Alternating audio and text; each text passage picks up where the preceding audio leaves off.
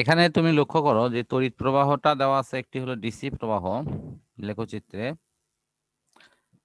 এখানে লেখচিত্রের যদি বৈশিষ্ট্য নিয়ে আলোচনা করা হয়, তাহলে এই বৈশিষ্ট্য বলে দিচ্ছে যে এটি এই বরাবর যদি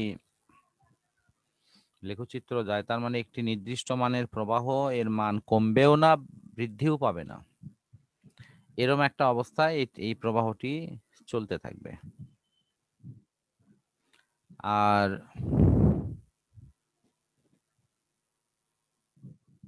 তো এখানে মান যদি 3 অ্যাম্পিয়ার হয় তাহলে সবসময় 3ই থাকবে, 5 হলে 5ই থাকবে। এটি হলো ডিসি প্রবাহ। কিন্তু এসি প্রবাহের ক্ষেত্রে বিষয়টা কিন্তু সেরকম ঘটবে না। এসি প্রবাহের ক্ষেত্রে তুমি এই জায়গাতে লক্ষ্য করো, সেটি প্রবাহটা জিরোর থেকে বাড়তে বাড়তে সর্বোচ্চ হচ্ছে, এখানে সর্বোচ্চ হলো, আবার কমতে কমতে 0 হলো। এরপরে আবার উল্টা দিকে প্রবাহ, মানে বিপরীত দিকে প্রবাহ বাড়তে বাড়তে সর্বোচ্চ হলো, এই সর্বোচ্চ হয়ে আবার কমতে কমতে কিন্তু এটি 0 হয়ে যাবে, এটি 0 হয়ে যাবে। এইভাবে তোমার এই প্রবাহটা অগ্রসর হবে। এক করলে তাহলে কি মানে সমস্যা হয় না কোনো স্যার? আ এর ফলে কোনো সমস্যা হয় না? একবার কমতেছে একবার বাড়তেছে। না, আপস এন্ড ডাউন হওয়ার তো পিছনে কারণ আছে। তো কারণটা আছে এরকম, আমি এই জায়গাটা আসলে সবার বুঝতে হবে এইভাবে যে বাস্তবে তো এরকম হয় না। অবশ্যই ওই রকমই হয়, কিন্তু আমরা ওটি কেন বুঝতে পারি না সেটা আগে তোমাকে বুঝাই দিই। ধরো এই কয়টা ইলেকট্রন এক সারি আছে, আসলে তো শুধু এই কয়টা না, অনেক ইলেকট্রন কিন্তু এক সারি আছে। তো এই ইলেকট্রন গুলো এগুলো আমি শুধু এই কয়টাই আপাতভাবে চিন্তা করলাম যে এই কয়টা ইলেকট্রন এই কাঠামোর মধ্যে অবস্থান করছে। তো এখন যদি কোনো কারণে ইলেকট্রন এই দিকে গতিশীল হয়, এই দিকে, তাহলে তাহলে ধরে নাও যে সবগুলো ইলেকট্রন এইদিকে চলে গেল। সবগুলো ইলেকট্রন এইদিকে যাওয়ার অর্থ হচ্ছে এই ফাঁকা জায়গাটা ফিল আপ হয়ে গেছে, এই ফাঁকা জায়গা নাই। তো সেক্ষেত্রে ইলেকট্রন এই পাশ থেকে, তার মানে এইটুকু সরে গেল সবাই। জি স্যার। আবার কিছুক্ষণ পর মানে তার পরের মুহূর্তে ইলেকট্রন আবার এইদিকে গতিশীল হলো। সবগুলো ইলেকট্রন যদি এদিকে গতিশীল হয়, তারা আবার একটু সরে আসবে এবং তাদের কিন্তু এই পাশে এই ইলেকট্রন সরে, মানে ওটা সহ, মানে প্রত্যেকে ধরো তার আগের জায়গায় চলে যাবে।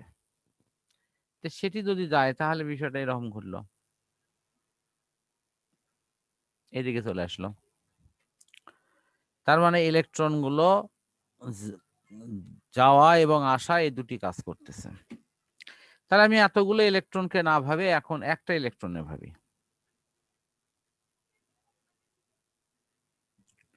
যে এখানে এই ইলেকট্রনটা আছে, এই ইলেকট্রনটা একবার এইদিকে যাচ্ছে আর একবার এইদিকে আসতেছে, এই দুই দিকে যাওয়া আসা করতেছে, এই দুই দিকে যাওয়া আসা করছে। তো ইলেকট্রনটা যে দুই দিকে যাওয়া আসা করতেছে, এটি সরল দোলকের সাথে তুলনা করা যায়। এইরকম দেখো সরল দোলক,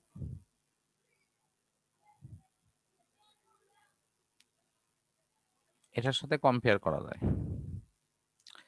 সরল দোলক এ থেকে যাত্রা শুরু করে বি বিন্দু হয়ে সি তে যাচ্ছে, আবার এটি সি থেকে ঘুরে আবার বি বিন্দু হয়ে এতে চলে আসতেছে,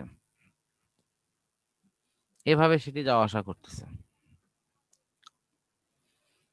তাহলে প্রতিনিয়ত যে এটি তার অবস্থান পরিবর্তন করছে, সেটা কিন্তু এখানে প্রকাশ পাচ্ছে যে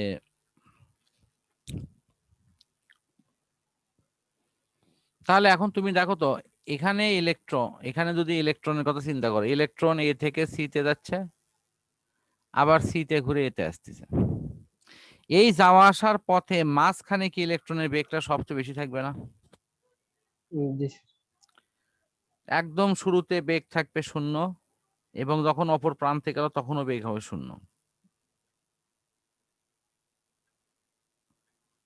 কি ক্লিয়ার কি? জি স্যার। তাহলে ওই এইটা কি এটার মতো, এটার সাথে মিলিচ্ছে না? বাংলাদেশে এই বিদ্যুৎটা প্রতি সেকেন্ডে 50 বার করে দিক বদল করে, মানে উত্তর এই মানে উত্তর দক্ষিণ হোক আর পূর্ব চিত্রের এই পশ্চিম দিক, হোক। হ্যাঁ বলো। ওই দিক মানে চিত্রটা ওইভাবে বুঝাইছে, মানে সেকেন্ডে কত বার দিক পরিবর্তন করে। তো এখানে ছবিটা কিভাবে আসলো? ছবিটা আসলো যে ইলেকট্রন যখন এই দিকে গেল, তখন লেখচিত্র ধরো এরকম, ওকে। আবার জি স্যার। ছবিটা যখন বিপরীত দিকে গেল, মানে ইলেকট্রন, তখন ছবিটা নিচের দিকে, কারণ বিপরীত জি দিকে স্যার। যাওয়া মানে তো উপরেরটার ঠিক উল্টা, উপরেরটার উল্টা তো নিচেই হবি। জি স্যার। আমার কথা হলো, এটি তোমার আগে নিজের মন থেকে বুঝটা ক্লিয়ার করতে হবে, তা না হলে এটি তুমি পরিষ্কার বুঝতে পারবে না।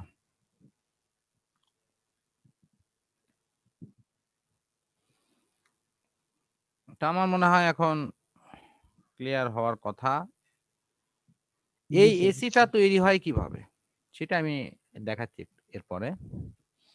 কিন্তু তুমি এই লেখচিত্রকে কেন্দ্র করে যে প্রাথমিক বুঝ, সেটি মোটামুটি মাথায় আসছে কিনা? জি স্যার, বুঝতে পারছি। এখন তোমার মধ্যে এরকম একটা বিষয় কাজ করতেছে যে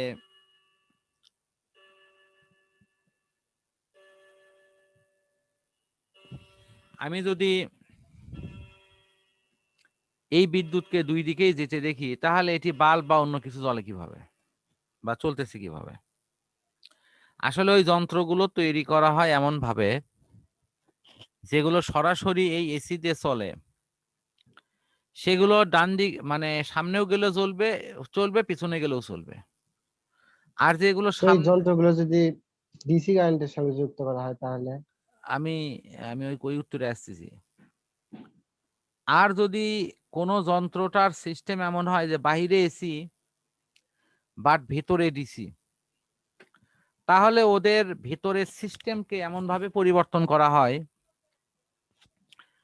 যে বিদ্যুৎটা সামনের দিকে গেলেও তোমার ওই যন্ত্রের মধ্যে কাজে লাগবে, পিছনের দিকে গেলেও কাজে লাগবে, সেভাবে তারা তৈরি করা হয়। এই ধরনের একটা রেকটিফায়ার যন্ত্র আছে, এটি তুমি ইলেকট্রনিক্স অধ্যায়ে 9-10 হয়তো ততটা জানতে পারবা না, কিন্তু ইন্টারমিডিয়েটে গেলে জানতে পারবা। ব্রিজ রেকটিফায়ার, এই ব্রিজ রেকটিফায়ার এটা এমনই একটা যান্ত্রিক কাঠামো যেটি ইলেকট্রন দুই দিকেই মুভ করলে দুই দিকেরই কিন্তু ফলাফল প্রদর্শন করে, এবং তার ইফেক্টটা কি হবে সেটিও কিন্তু দেখা যায়। ব্রিজ রেকটিফায়ারে দুই দিকের ইলেকট্রনিক কাউন্টেবল হয়। তো এই রেকটিফায়ারের মাধ্যমে এসি কে ডিসি করা হয়। সেই কারণের জন্য বিদ্যুৎ তোমার পূর্ব দিকে যাক আর পশ্চিম দিকে যাক, উত্তর দিকে যাক আর দক্ষিণ দিকে যাক, সব দিকেই তোমার এটি অ্যাক্টিভ থাকে এবং কাজ করে।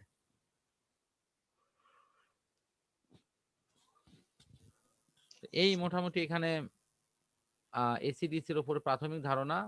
আর এরপর আমি ওই যন্ত্রটি তোমাকে দেখাই দিচ্ছি।